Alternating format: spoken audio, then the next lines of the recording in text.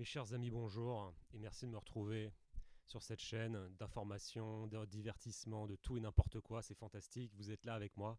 On va parler aujourd'hui d'écologie. L'écologie, c'est un truc qui, il me semble, a vraiment explosé dans les dernières années. Moi, je vois sur LinkedIn, je vais sur LinkedIn par exemple, plus trop à ce moment, mais à une époque, les trois quarts des posts que je voyais, c'était des posts de Jean-Marc Jancovici.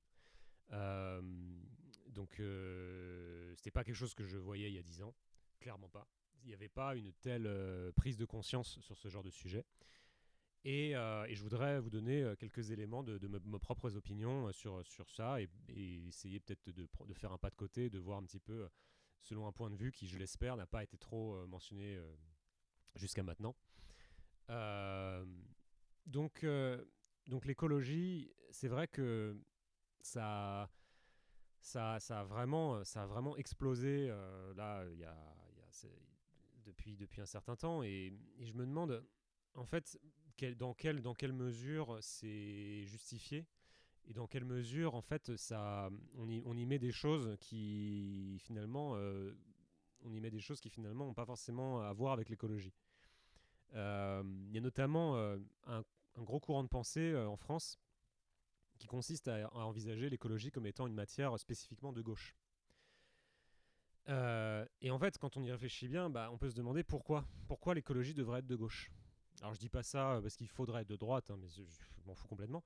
Mais je trouve ça intéressant de se poser quand même la question, c'est-à-dire pourquoi une matière telle que l'écologie devrait être de gauche. Quel rapport en fait. Et il y a beaucoup de gens qui font par exemple le rapprochement, qui disent voilà, les enjeux de demain, c'est le climat,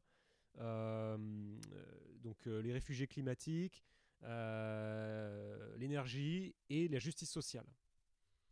Tu te dis, attends, le climat, ok, l'énergie, oui, la justice sociale, tu vois.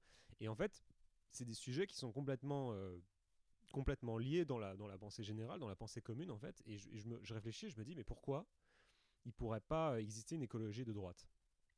Je pense que, en fait, dans ma réflexion, j'en suis venu à l'idée qu'en fait, il y a deux écologies.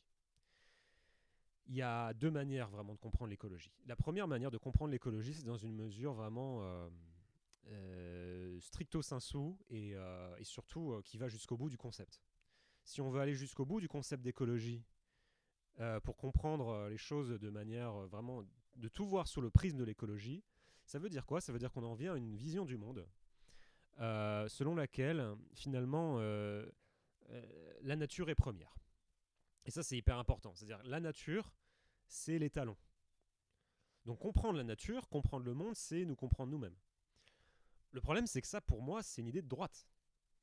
C'est complètement une idée de droite. L'idée de nature qui précéderait la culture, c'est une idée de droite. Donc du coup, dans cette mesure-là, on en vient à quelque chose qui est quand même assez différent de ce qui est envisagé et de ce qui est compris par la plupart des gens. C'est-à-dire que on va vous dire, je sais pas moi, par exemple, je sais pas moi, c'est plus naturel de faire une chose plutôt qu'une autre. C'est plus en cohérence avec la nature. Donc on estime qu'il y a une nature et qu'elle est plus importante que le reste. Et donc il y a un ordre naturel. Tu vois, on pourrait dire ça aussi. Et ça, c'est carrément 19e siècle. On est carrément dans l'idée de l'ordre à suivre, presque l'ordre éternel d'une nature qui ne bougerait pas, etc. Et ça, c'est un truc d'ailleurs qui m'a été fait remarquer par quelques personnes que j'ai pu suivre, qui ont dit finalement, quand les écologistes pensent à la nature, enfin, c'est même pas les écologistes, c'est quand on pense à l'écologie, on pense à quelque chose de statique. C'est très difficile pour nous d'envisager que la nature, en fait, elle évolue. Elle évolue en permanence. Mais quand on parle de la nature, de notre rapport à la nature, on parle souvent de protéger la nature, protéger les espèces, protéger la biodiversité.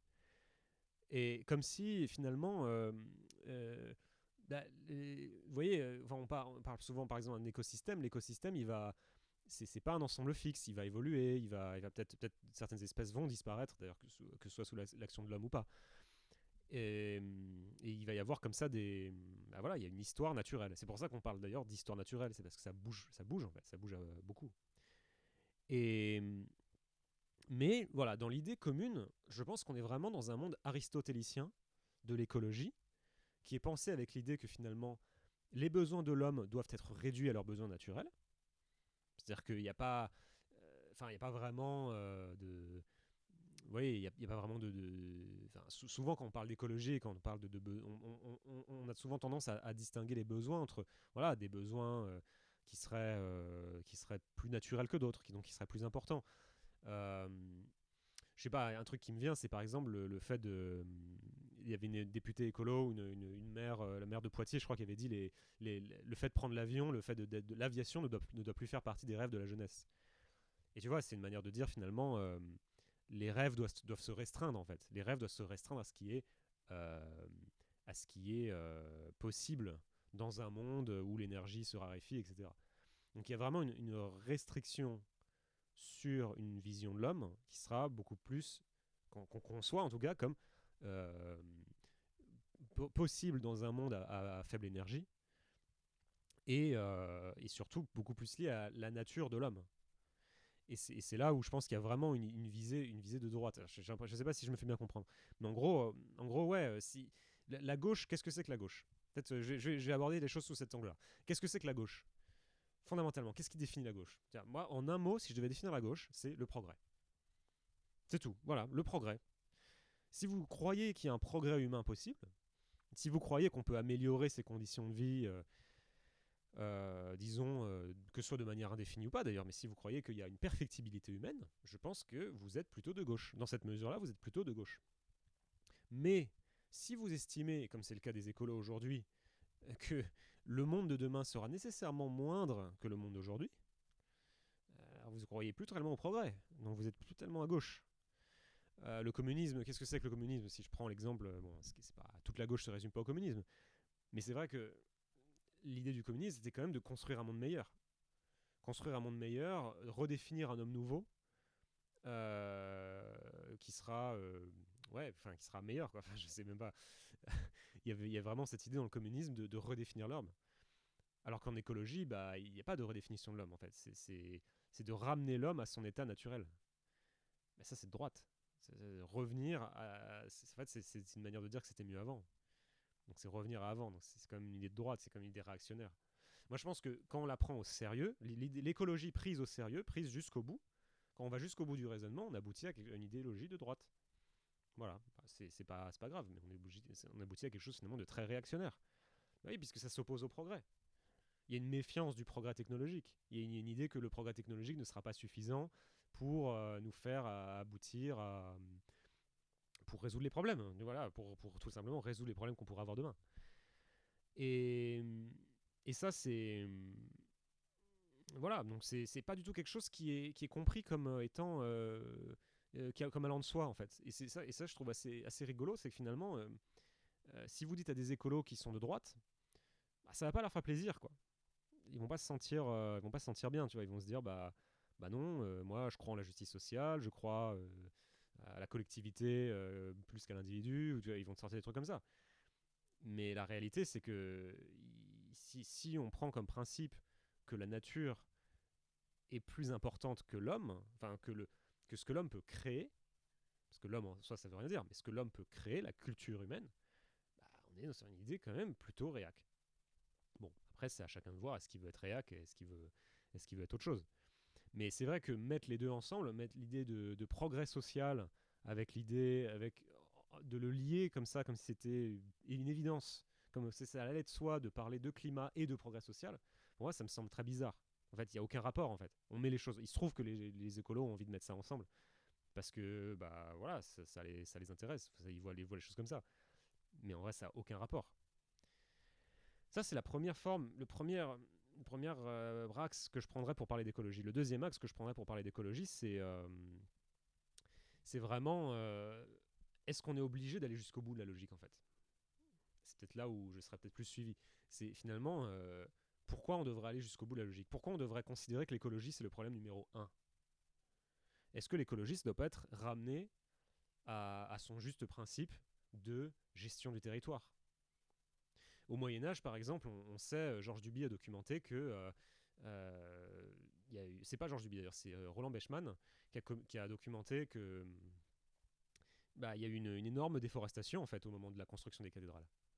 Énorme déforestation. C'était un vrai problème. Parce qu'il y a eu une croissance démographique.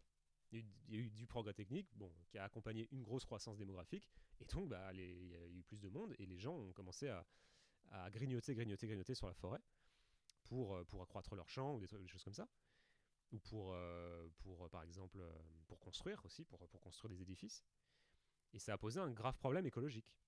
Et ils en étaient conscients à l'époque. Alors ils n'en étaient pas conscients en mode ah la biodiversité c'est terrible, mais ils se disaient bah on va manquer de bois en fait, on est dans la merde. Donc qu'est-ce qu'ils ont fait? Bah il y a eu une politique, il y a eu une politique écologique, c'est-à-dire une politique de gestion du territoire. Mais en fait c'est rien de plus que ça. Et en fait on pourrait se demander est-ce que l'écologie c'est quoi que ce soit de plus que ça finalement? La gestion du territoire.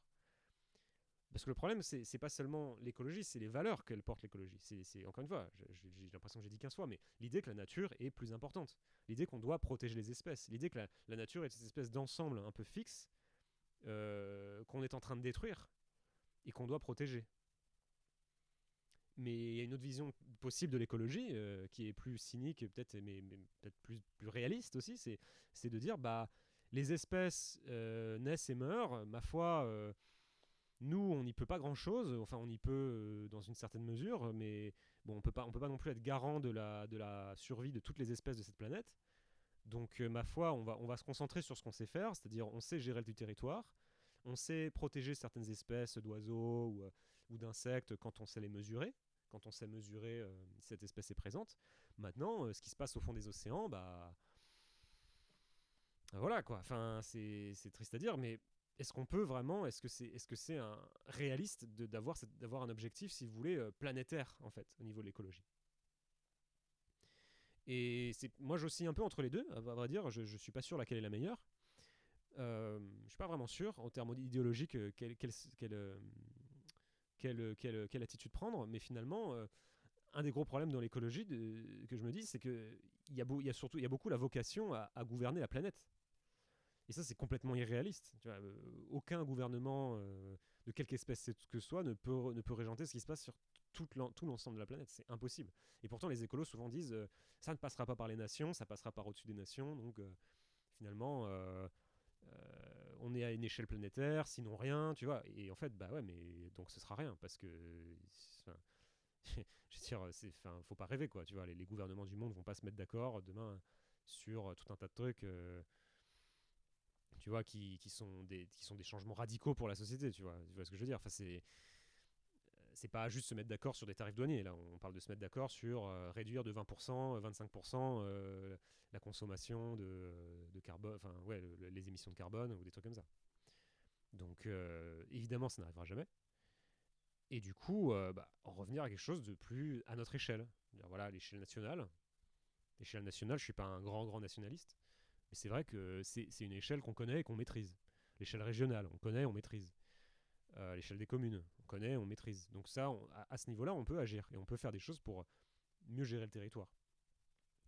Euh, j'ai la sensation que, et je vais peut-être du coup filer sur des sujets un peu différents à partir de maintenant, mais j'ai la sensation qu'il est très compliqué en fait d'avoir un débat contradictoire non polarisé sans. Enfin, moi j'ai la sensation que je crois que c'était chez Pascal Pro. Alors vous allez me dire pourquoi tu regardes Pascal Pro? Bah, je fais ce que je veux. Euh, J'adore Pascal Pro, soumis, tu vois. Qu'est-ce que tu vas, qu'est-ce que tu vas me dire, tu vois. Il me fait marrer, c'est tout. Et non, mais pour être plus sérieux, je me souviens qu'il y avait cette personne qui était venue sur le plateau et alors bon, on peut débattre, voilà, finalement qui a tort, qui a raison, mais c'est vrai qu'elle était venue face à Elisabeth Lévy pour dire finalement non mais voilà l'état des connaissances c'est ça et si vous y croyez pas bah, vous êtes dingue, elle dit ça comme ça et donc c'est vrai que je dis pas que c'est forcément de sa faute mais c'est vrai qu'il y a de la difficulté je trouve à avoir un débat contradictoire dans la mesure où les arguments de part et d'autre sont hyper bah, l'autre camp est forcément nul quoi. Il n'y a pas vraiment de possibilité de se retrouver, l'autre camp est forcément nul ou corrompu ou acheté ou etc. Et moi, j'ai toujours cru, par exemple, que le climat, c'était quelque chose qui allait. Bah, je suis comme tout le monde, c'est-à-dire que le climat, j'ai toujours cru que c'était un truc qui allait de soi, parce que j'ai pas de raison de penser le contraire. Mais en fait, récemment, je suis tombé sur des trucs un peu de climato-sceptiques, et en fait, je me suis rendu compte qu'il y avait quand même un petit peu plus de matière que ce qu'on peut imaginer, que ce que peut donner à voir, je dirais, le prisme des médias ou même d'Internet. Et parce qu'on imagine finalement le climato-sceptique, une espèce de quelqu'un finalement qui n'aurait pas beaucoup d'arguments et puis qui dirait un peu n'importe quoi et puis qui serait un peu de mauvaise foi et puis voilà, ça s'arrêterait là. Et en fait, non, il y a des études qui ont été faites assez sérieuses, des ouvrages assez sérieux qui ont été écrits pour expliquer, y compris pas seulement en France, y compris des gens qui sont des physiciens et des géophysiciens très professionnels qui disent que finalement pour eux, bah, réchauffement climatique, bon, je sais pas trop, voilà, mais c'est pas c'est pas aussi évident que ça. Alors je vais pas m'étendre trop sur ce sujet parce que j'ai peur de trop, j'aurais peur de dire des bêtises. Mais mais c'est vrai que aujourd'hui, je me demande, est-ce qu'on peut être écologiste et s'en foutre du climat en fait? Est-ce qu'on peut être écolo? Est-ce qu'on peut se considérer écolo finalement, dire voilà, moi la question de la nature. Par contre, le climat, j'en ai rien à foutre en fait. C'est-à-dire, je sais même pas si j'y crois qu'il y a un réchauffement climatique, si j'y crois pas, machin, mais voilà, je crois que c'est pas du tout comme c'est pas du tout par le prisme du climat de savoir est-ce que la Terre va se réchauffer d'1 degré ou 2 degrés. C'est pas du tout comme ça, à mon avis, qu'on protège la nature ou c'est pas du tout la bonne attitude à avoir pour parler d'écologie en fait. Et c'est vrai qu'aujourd'hui, là encore, comme je disais, l'écologie est liée à la gauche, mais elle est aussi liée à la question du climat. Et en fait, quand on y réfléchit 3 secondes, on se dit, bah, ça n'a pas tellement de rapport, en fait. Ça n'a pas de rapport. Pour le coup, c'est lié, ok, on imagine, enfin, en tout cas, on peut imaginer que c'est lié, mais bon, le climat, c'est un effet, quoi. Le climat, c'est, on va dire, si on imagine que le climat est. Enfin, que l'humain a un fort impact sur le climat par l'émission de gaz à effet de serre, le climat, c'est un effet. C'est pas vraiment une cause. Donc, après, voilà, je peux comprendre si on pense que la Terre se réchauffant de 2 degrés, demain tout le monde va mourir dans d'atroces souffrances, ok. Mais bon, pour des raisons personnelles, les prophéties apocalyptiques, moi, j'y crois jamais trop. En général, je trouve qu'elles se révèlent souvent fausses. Euh, et du coup, j'aurais tendance, ouais, à décorréler la question de l'écologie de la question du climat, finalement. Dire voilà, bon bah il y a le climat, c'est un truc d'experts, c'est un truc c'est un truc de climatologue. Ils doivent travailler en tant que climatologue. Bon, les politiques se sont emparés de la question pour faire passer tout un tas de trucs un peu débiles. Voilà, donc cette histoire de la maire de Poitiers qui a décidé que finalement, voilà, le club d'aviation c'est pas bien. Et puis la maire, je crois que c'est au conseil municipal de Vincennes, qu'il y a des gens qui ont dit oui. On va plus financer le club de voile. Et puis après, quelqu'un lui dit ouais, mais c'est, enfin, justement, non, on va plus financer les clubs les bateaux, quoi. Et quelqu'un lui fait remarquer, ouais, mais c'est des bateaux à voile. Enfin, donc il y a quelque chose de vraiment idéologique et stupide dans la manière dont c'est appliqué, dans la manière dont les préconisations peuvent être appliquées. Et, et du coup, j'en appellerais peut-être à, bah, si on a envie de faire de la science, il faut faire de la science. En fait, il n'y a pas tellement de voies médianes en fait. Soit on fait de la science, donc on s'intéresse à la physique, on s'intéresse aux gaz à effet de serre, on s'intéresse aux différentes études qui ont été faites, etc. Soit on fait de la politique, mais à un moment donné, comme j'avais déjà dit dans une autre vidéo, c'est difficile de faire les deux. C'est difficile de faire les deux pour tout un tas de raisons. La science, je crois que c'est un René Chiche qui avait dit ça récemment, la science ne saurait justifier la politique. La science ne se justifie rien du tout. La science, c'est juste, la science, c'est par définition le doute, la précaution et la méthode. Après, le reste, c'est une autre affaire. Et du coup, voilà, donc décorréler éventuellement le climat de la question écologique, ramener l'écologie à des bases plus saines, en fait. Parce que je pense qu'elle est. Moi, je me considère comme écolo. Je sais pas pour vous, moi je me considère comme écolo en fait, bizarrement. Je me considère comme écolo, mais je suis quand même en porte-à-faux vis-à-vis du mouvement écologiste. Donc c'est quand même assez bizarre. Mais je pense que c'est difficile d'imaginer l'homme sans la nature. Mais bon, il faut aussi comprendre que. Enfin, comment dire, il faut aussi il faut peut-être aussi se délester de toutes les charges émotionnelles et moralisantes qui rôdent partout. Enfin, elles font plus que de rôder et qui menacent de s'emparer de tout débat et de le transformer en pugilat finalement où il n'y a plus de dialogue possible. Euh, et du coup, ouais, de plus avoir de discussion vraiment rationnelle sur les choses. Et d'en venir juste à des stances, voilà, la stance morale. Si vous dites ça, alors vous êtes pour que tous les animaux meurent. Tu vois. Si vous voulez utiliser vos bagnoles, c'est que vous voulez tuer des petits chats. Tu vois. Et ça me pose problème. Donc du coup voilà. Donc j'ai ces différentes idées et je me demande effectivement, est-ce qu'on n'a pas mis trop dans l'écologie en fait? Est-ce qu'on n'a pas trop mis? Est-ce qu'il ne faudrait pas en retirer un peu pour que ce soit un peu plus, pour qu'on y voit un peu plus clair? Parce qu'aujourd'hui, moi en tout cas, j'y vois pas clair.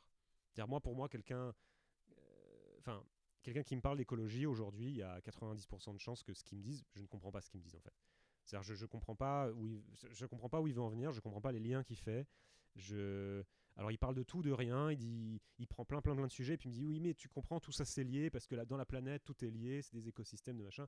En fait j'ai rien compris et je serais pour essayer de mettre un peu de clarté là-dedans et d'essayer de voir un peu on va dire sujet par sujet, débat par débat et, et voilà, et du coup qu'on arrive un peu à qu'on arrive à se mettre d'accord parce que c'est quand même ça le but, c'est quand même que les gens se mettent d'accord. Mais pour que les gens se mettent d'accord, il faudra peut-être pas mettre tout dans le même débat en fait. Il faudra être capable de faire des débats séparés, même si les écolos adorent tout mettre dans le même sac un peu. C'est voilà, c'est la planète, c'est de considérer que la planète c'est une espèce d'ensemble fermé en fait. Voilà, c'est une espèce d'ensemble fermé et que finalement tout ce qui se passe sur la planète doit être considéré en même temps, mais en fait c'est impossible pour un cerveau humain et même pour un modèle mathématique d'ailleurs. Enfin, moi je crois pas du tout. Alors ça c'est mon avis personnel, mais c'est pas du tout un avis d'expert, mais je crois pas du tout au modèle mathématique qui vise à nous prédire la fin du monde pour 2050 ou des trucs comme ça. Je pense que c'est assez ça ressort beaucoup du bris en fait. C'est de croire qu'on va prédire tout un tas de trucs qui sont évidemment imprévisibles et au lieu de s'attaquer alors qu'il y a des vraies questions qu'on pourrait régler, au lieu de faire de la prédiction sur des trucs un peu tu vois un peu étrange, on pourrait s'attaquer à des vraies questions là maintenant de voilà où est-ce qu'on plante des arbres, où on plante des arbres, comment on re, je dirais on régénère on régénère le monde rural. Tu vois, je pense que ça c'est une vraie question. Euh, et j'avais notamment, si vous avez ma dernière vidéo sur parcours de carrière franchement, je l'ai trouvais très intéressante. Je vous invite à la regarder. J'ai discuté avec un paysagiste qui parlait de. Alors, ça, c'est vraiment un concept que je vais ressortir dans toutes mes discussions de mondaine. C'est le concept de front de terre. Et en fait, il disait voilà, on a des fronts de mer, c'est-à-dire que autour de la mer, enfin à la limite à la limite entre le monde terrestre et le monde maritime, on a un front de mer, on a un espace dédié aux loisirs, un espace de mise en valeur du territoire. Et en fait, on pourrait imaginer la même chose sur la différence entre la ville et le monde rural. Parce qu'aujourd'hui, ce qui se passe, en Europe en tout cas, c'est l'étalement urbain qui fait on va toujours plus loin, on va construire toujours plus loin des bâtiments toujours plus moches, des lotissements toujours plus moches avec des gens toujours plus pauvres dedans. Hashtag gilet jaune. Et puis après, en fait, le monde rural s'étiole et s'étiole. Et en fait, on n'a plus de limite en fait, entre la ville et le monde rural. Cette limite est très mal comprise. Et elle est même envisagée comme c'est un horizon, quoi. C'est un truc là-bas. Ça ne nous regarde pas. Alors qu'en fait, les jeunes générations, elles veulent retrouver le monde rural. Elles veulent reprendre contact avec les racines, je dirais leurs racines pour pas utiliser un autre mot, mais du coup, je pense qu'il y a plein de gens qui seraient très contents de voir qu'on arrive à créer des vraies limites de la ville au monde rural et que ces limites soient mises en valeur et qu'elles aient quelque chose à dire aussi. Euh, plutôt que de dire, plutôt que chaque agriculteur se dise, c'est pas grave, mon terrain, je le revendrai et je le revendrai très cher pour construire des lotissements fort moches et puis voilà, et je me mettrai l'argent dans la poche et puis je partirai à la retraite avec ça, quoi. Et, et du coup, voilà, je trouve que c'est des choses assez intéressantes, des vrais débats qu'on peut avoir, qui sont pas idéologiques, je trouve, qui sont beaucoup moins idéologiques, euh, de mise en valeur du territoire, de compréhension par exemple, là, il y a des feux de forêt. Il y a des feux de forêt, je sais pas, en Amérique du Nord, hein, et tu vois, et tout le monde se dit ah là, c'est terrible, c'est le réchauffement climatique. Et tu dis ouais, mais quid de la gestion forestière? C'est pas sûr que ça marche si bien que ça, quoi. Je discutais avec un ami l'autre fois, il disait en fait, oui, alors le réchauffement climatique, mais bon, ils gèrent aussi très très mal leur espace forestier pour toute une série de raisons culturelles. Voilà, bon, on va pas rentrer là dans les détails, mais, euh, mais après, je remarquais que quand même, l'espace forestier en France qui recouvrait 18% du territoire en 1850, aujourd'hui il est à 30%. Donc tu te dis, bon, voilà quoi, plutôt que d'envoyer des messages négatifs aux gens en permanence, pourquoi on leur enverra pas des choses positives, tu vois, par rapport à l'écologie? Le problème c'est qu'aujourd'hui on est à une époque où les gens aiment bien pleurer, ils aiment bien brailler, ils aiment bien se faire peur, mais où est l'action? Tu vois, où est l'action? À part faire des manifs pour aller brailler sur des trucs où finalement t'as aucun pouvoir. Tu vois, parce que en fait la production industrielle elle est en Chine ou je sais pas quoi, donc gars, quoi, tu vois, c'est bien gentil d'aller brailler à Paris, mais ça va pas changer grand chose. Et donc toutes ces marches pour le climat, j'avoue que j'en pense beaucoup, enfin j'en pense pas grand chose, j'en pense même pas du mal, mais j'en pense pas grand chose. Et du coup voilà, donc on pourrait se concentrer comme ça sur, là avec l'histoire du paysagisme, on peut vraiment on peut vraiment focaliser nos efforts sur une écologie de terrain qui ait un sens en fait, qui ait un sens et qui soit pas juste une espèce de vision hubris d'un monde qu'on contrôlerait, tu vois, comme si on avait le pouvoir de contrôler tout ce qui se passe, toutes les émissions de gaz carbonique sur Terre, tu vois, alors qu'on pourra jamais le faire. C'est impossible, mais tu peux faire toutes les marches pour le climat que tu veux, ça n'arrivera pas. Euh, Parce que bah voilà, il y a plein de pays. Les pays d'Afrique en ce moment, ils sont en train de boomer. Je pense ils vont aussi, ils vont sans doute aussi produire du carbone. Et puis voilà, bon bah on ne peut pas le faire. Voilà, je dis pas que c'est pas bien, je dis qu'on ne peut pas le faire. Donc, bah, en revanche, il y a des trucs qu'on peut faire à échelle locale, à échelle nationale, et dont on parle pas trop. Et c'est un peu dommage. Donc voilà, donc c'est un peu mon idée sur comment on pourrait aborder l'écologie, et c'est de donner aux gens envie de faire de l'écologie. Ouais, vous voyez ce que je veux dire? De faire de l'envie. Pas juste une envie négative, que si tu fais pas d'écologie, tes petits-enfants mourront dans d'atroces souffrances, les poumons percés de gaz carbonique. Mais vraiment, bah, tu vois, si tu fais ce petit truc-là, ça va permettre que tu aies une coulée verte avec des arbres, avec un marais, avec des grenouilles, avec des trucs, ce sera joli, les gens pourront y aller, tu vois, et ça leur donnera envie. Ça leur donnera envie je dirais, de donner de l'argent, de mettre en valeur leur territoire, parce que et d'habiter ce territoire en fait. Parce que c'est pas tellement. On peut considérer que finalement le but de l'écologie c'est de foutre des territoires de plus en plus élevés ou de plus en plus spacieux où l'homme n'entre pas et où il fait rien, et que ce sera ça l'écologie, mais on peut aussi considérer que justement l'écologie c'est la gestion et la mise en valeur du territoire. Donc voilà, il y a vraiment ces deux visions. Moi je pense que la première vision qui vise à aller jusqu'au bout, à mon avis, elle amène à la droite. Bon, elle amène très certainement à une forme de. Ouais, enfin, bon, clairement, elle amène à une vision très à droite de la société, très, très régressive, euh, en tout cas dégressive. Et puis, tu as une autre bah, qui est peut-être la bonne, je sais pas, mais qui nous amène à quelque chose de vraiment potentiellement faisable, réaliste, moins idéologique, et sur laquelle, mais qui peut du coup se greffer sur un peu tous les courants. Il n'y aurait pas besoin d'être de gauche pour être écolo ou de droite pour être écolo. Voilà, on pourrait être écolo de droite, écolo de gauche. Et qu'en fait, ce serait juste deux manières différentes de comprendre la même chose. Euh, voilà, donc c'est ça. Voilà, je m'arrête là, et puis bah, à une prochaine, et à bientôt.